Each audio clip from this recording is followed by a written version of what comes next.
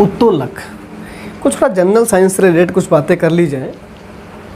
उत्तोलक क्या चीज़ है, जानते हैं इसके बारे में? ये एक सरल मशीन है, और सरल मशीन, अगर हम मशीन के बारे में चर्चा करें तो ऐसा निकाय, ऐसा सिस्टम जो किसी भी काम को करने में हमको सहायता करता है, या हम ये कहें कि वो निकाय, वो सिस्टम जिसकी सहायता से हम किसी भी काम को आसानी से कर सकते हैं, एक मशीन कहलाती है। उसी सरल मशीन में ही एक हमारा यंत्र आता है उत्तोलक, जिसमें 3 चीज़ें होती हैं। पहली आयास, दूसरी आलंब, और तीसरा जो होता है वो हमारा भार होता है। आलंब का मतलब, जैसे एक एग्जाम्पल हम ले लें कि तराजू है, तो जहाँ से वो रोटेट हो सकता है, जहाँ से वो घूम सकता है, वो हमारा क्या कहलाता है? आलंब कहलाता है।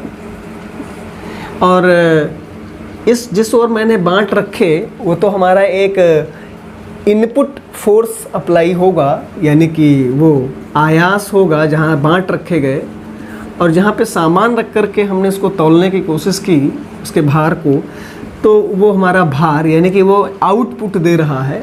ठीक उसी तरीके से अगर आप देखें कि एक सरौता है ना भैया, क्या है? सरौता है, जहाँ पर सुपारी काटने वाला, जानते होंगे। तो हम ये देखते हैं कि ये यहाँ से आसानी से घूम सकता है, यानी कि ये आलंब है, और यहाँ पर हम फोर्स अप्लाई करते हैं, जिसको हम कह सकते हैं कि आउटपुट फोर्स है वो, ये हमारा आयास कहलाता है। और यहाँ पे ये हमारा क्या है? इनपुट फोर्स, क्योंकि यहीं पर हम हाथ से पकड़ करके उसको दाबते हैं। इनपुट फोर्स क्या है, यानी कि वो आयास है। यहाँ पे हमको एक आउटपुट फोर्स के रूप में मिलता है, जिसको हम कहते हैं लोड, यानी कि भार। ठीक है, तो आलंब हो गया, भार हो गया, आयास हो गया। इसी तरीके से हम ये देखें कि जो रोटी सेकने वाला चिमटा है हमारा, रोटी सेकने वाला चिमटा घरों में नहीं देखा है, तो हम पकड़ते कहाँ पे हैं? यहाँ पे, यानी कि इनपुट फोर्स हम कहाँ दे रहे हैं? यहाँ पे दे रहे हैं। तो ये हमारा इनपुट फोर्स यहाँ पर दिया जा रहा है।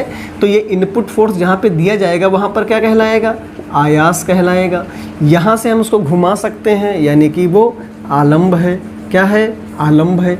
यहाँ पे रोटियाँ पकड़ी जाती हैं, तो जो रोटी पकड़ेंगे यहाँ से, तो वो एक आउटपुट फोर्स हमको मिलता है। जिस फोर्स से ही हम रोटी पकड़ते हैं उसको हम कहेंगे भार है। क्या है वो? भार है। अच्छा, आलंब, आयास, भार। यहाँ पे आलंब बीच में, आयास भार इधर उधर है। यहाँ पर हम देख रहे हैं कि भार बीच में है, आलंब और आयास इधर उधर है। यहाँ पर आयास बीच में है और आलंब और भार इधर उधर है।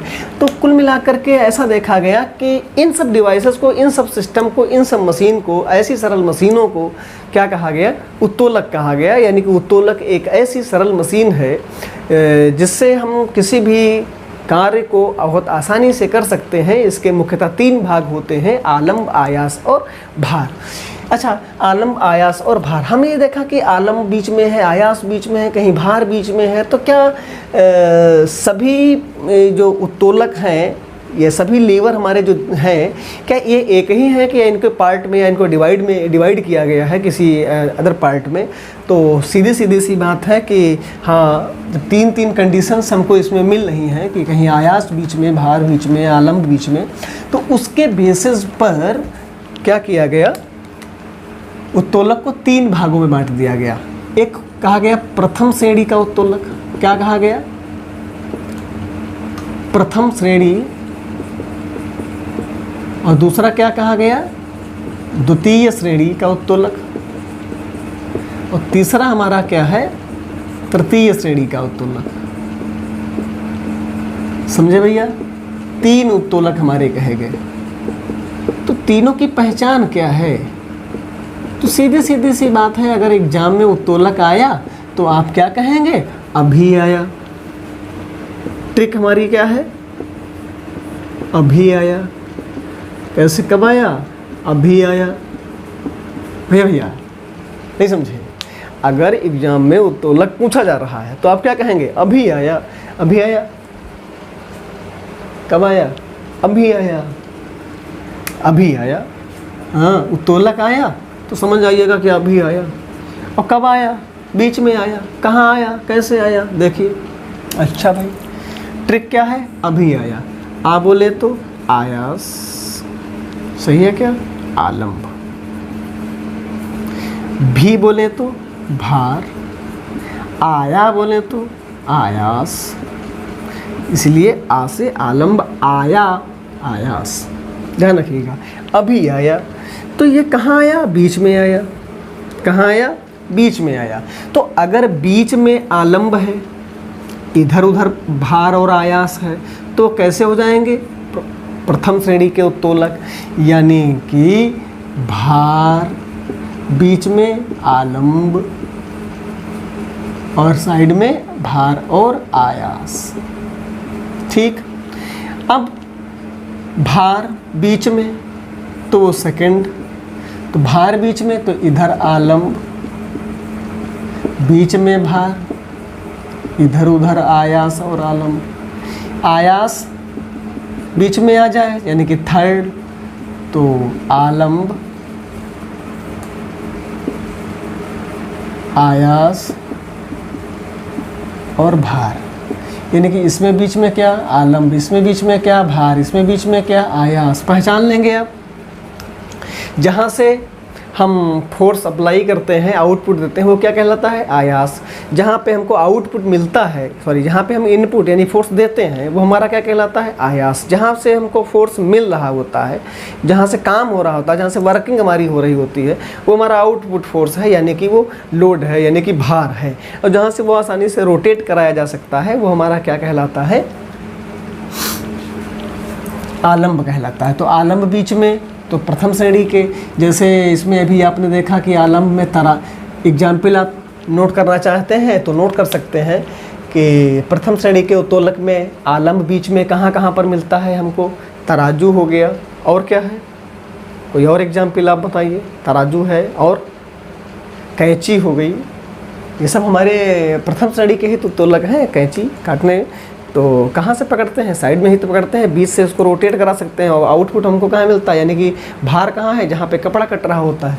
अच्छा, द्वितीय श्रेणी के उत्तोलक हमारे, यानी भार बीच में, आयास और आलम्ब। तो आलम्ब साइड में होगा, यानी कि सरोता हो गया, नहीं हो गया, सरोता हो गया, या नींबू निचोड़ने वाली मशीन हो गई, या ये कोहनी हो गई हमारी। अच्छा, ऐसे ही तृतीय श्रेणी के उत्तोलक, यानी कि आयास बीच में, भार उधर, आलम्ब उधर। तो आयास यानी कि इनपुट हमको बीच में मिले, वो सॉरी आउटपुट हमको बीच में, सॉरी हाँ, इनपुट बीच में मिले। इनपुट बीच में यानी कि हम बीच में फोर्स दें, जैसे चिमटा, रोटी सेकने वाला चिमटा हो गया, तो बीच में ही तो पकड़ते हैं, इधर से घुमा सकते हैं, इधर आगे रोटी पकड़ी जा रही है। तो इस तरीके से। और या हम कहें कि हल जोतने वाला, जो वो हल होता है जोतने वाला जो किसान के पास, यानी कि हल हो गया, वो भी हमारा एक तृतीय श्रेणी का उत्तोलक है। इसमें जो यांत्रिक लाभ इसका होता है, किसी भी मशीन का जो कह सकते हैं कि एडवांटेज के रूप में हमको क्या मिलता है, उसका लाभ क्या है? तो एडवांटेज के रूप में हम ये देखते हैं आउटपुट अपॉन इनपुट। हमेशा ध्यान रखिए, कहीं पर भी ये हमारा मैकेनिकल एडवांटेज कहलाता है, यानी कि उसका यांत्रिक लाभ। Output force upon input force जितना ज़्यादा होगा, उसका मैकेनिकल एडवांटेज उतना ही ज़्यादा होगा। अच्छा, अब यहाँ पे इनपुट कम हो, आउटपुट ज़्यादा हो, तभी तो मैकेनिकल एडवांटेज ज़्यादा होगा, तभी तो मशीन हमारी कहलाएगी बहुत अच्छा काम किया जा रहा है भाई। तो इस आप कोई भी इंजन पढ़ लीजिएगा, तो इंजन में क्या होता है? आउटपुट, जो आउटपुट फोर्स होता है, वहाँ पर हम क्या लिखते हैं? वर्क, डन वर्क अपान इनपुट फोर्स की जगह पे हम क्या लिखते हैं? Given energy. तो दी गई ऊर्जा उसने कार्य में कन्वर्ट किया, तो आउटपुट हमारा क्या हुआ? वर्क हुआ ना। तो वर्क अपान एनर्जी, तो एनर्जी वो भी गिवन एनर्जी, आउटपुट माने यानी कि डन वर्क। तो ऐसे ही वर्क हमारा कौन करेगा, आउटपुट फोर्स करेगा, और हम देंगे कितना फोर्स, जो इनपुट होगा। तो यानी कि मैकेनिकल एडवांटेज जो होता है वो होता है आउटपुट, यानी कि भार बटे आयास, भार बटे आयास। अच्छा भाई, भार बटे आयास। लेकिन ये ध्यान रखिएगा कि जो उत्तोलक हमारा है, जो उत्तोलक है, यहाँ से आलंब है, यहाँ आयास है, और ये हमारा क्या है, भार है। तो यहाँ से इसको हम रोटेट करा सकते हैं। इसका मतलब ये हुआ, ये बैलेंस है, अगर बैलेंस की कंडीशन पर है, संतुलित है, तो सीधी सी बात हमें कह सकते हैं कि उसका सेंटर ऑफ मास भी यहीं पर होगा। और सेंटर ऑफ मास अगर यहाँ पर होगा तो ये घूर्णन कर रहा, घूर्णन कर सकता है। इसका मतलब हुआ कि ये आघूर्णों के सिद्धांत पर कार्य करता है। किसके, आघूर्णों के सिद्धांत पर आधारित है। कौन, उत्तोलक। कौन, उत्तोलक भाई। उत्तोलक कहाँ आधारित है, आघूर्णों के सिद्धांत पर आधारित है। सीधी सी बात। और कब आया, अभी आया। कहाँ आया, बीच में आया।